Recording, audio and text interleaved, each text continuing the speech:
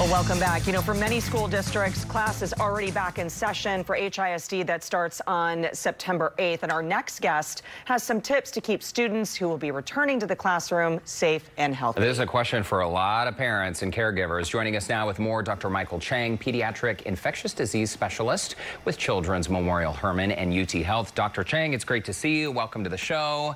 And let's just thanks for having me on. Yeah, we love having you. And when it comes to masks, my goodness, where do we begin? Some parents are saying, how do you get your kids to wear a mask? What type of mask? How long? And all of that. So where do we begin here? Yeah, I think the first thing to keep in mind is, generally speaking, any type of cloth face covering is better than nothing at all. There's some more information now about, the different types of masks that are available. And not everyone can have a surgical mask, and certainly not everyone will have N95 respirators. But any type of cloth mask, especially multiple layers, will be better than having nothing. Again, the goal of the mask is to try to prevent people who haven't developed symptoms yet but might have the illness from spreading it. So any mask is probably better than nothing. And if you use a cloth mask, make sure it has a lot of layers. Now, as far as, kind of anticipating wearing the mask in the classroom, one thing that can help is, number one, good role modeling from the parents. So the parents need to role model the wearing of the mask, frequently when they're out, making sure that it's kind of normalized. So it's not something, scary for kids, especially younger kids. The other thing that parents can do to help younger kids, over the age of 2, of course, according to the American Academy of Pediatrics, is go ahead and try it on in the household for a little while, so that they can get used to it.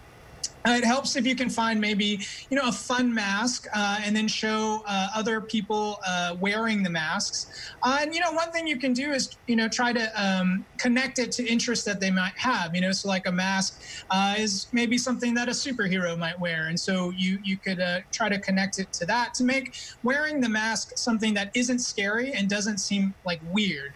And so then once you have them more comfortable with wearing a mask, you just need to, praise them for doing it, and then remind them, like, don't take it on and off, try to leave it on, don't touch it too much, those types of things. And you just kind of have to practice that. We have a few weeks, I think, before some of the big school districts are back in person. And so it's a good chance to kind of try some of these things out at home.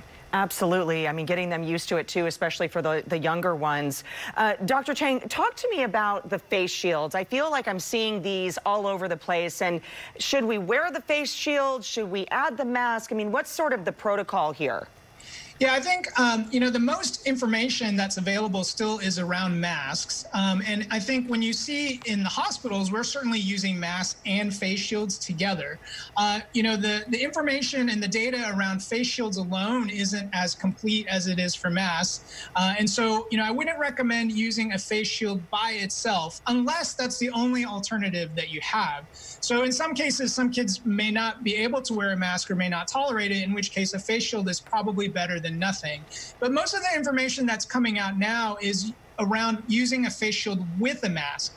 And so, if you have that option, it seems to provide a little bit more protection than a mask alone.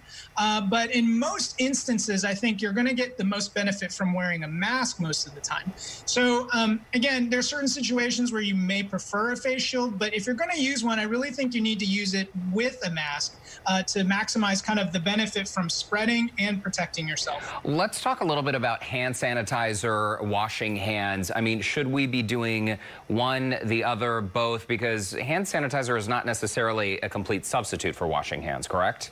That's right. So in certain situations, physical hand washing with soap and water is still preferred for certain kinds of germs and infections.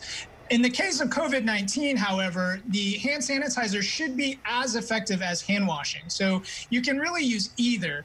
The key really is to make sure that you do it properly. So with hand sanitizer, you really want to do it, you want to have enough hand sanitizer in your hands so that it lasts at least 20 seconds. You really need that alcohol and the hand sanitizer to be on your skin for 20 seconds to kill all the germs. The same actually goes for hand washing too. So you need to scrub your hands with soap and water long enough, again, at least 20 seconds, to make sure that you're actually kind of washing off all the virus. So if you do both of them properly, whether you're using hand sanitizer or soap and water, they're equally effective for COVID-19.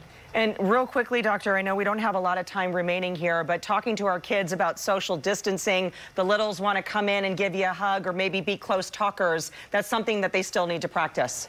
Yeah, absolutely. And I think, when we return to in-person school, that's going to be a little bit hard for teachers, and the students. But again, it's something you can practice at home. A lot of parents and teachers are using the airplane arms, right? Yes. You want to keep your arms extended and you don't want kids to be within the distance of their arm length. And that's a rough measure of what, 6 feet will look like. So it's something that you can practice at home as well. And just reminding the kids again, and again, good role modeling from the parents about social distancing. All right, Dr. Michael Chang, Children's Memorial Hermann and UT Health. Thank you so much for your advice and your time today, doctor. Yeah, thanks for having me. Great information. Also, more information, visit children's.memorialhermann.org or simply give them a call at 713-222-CARE.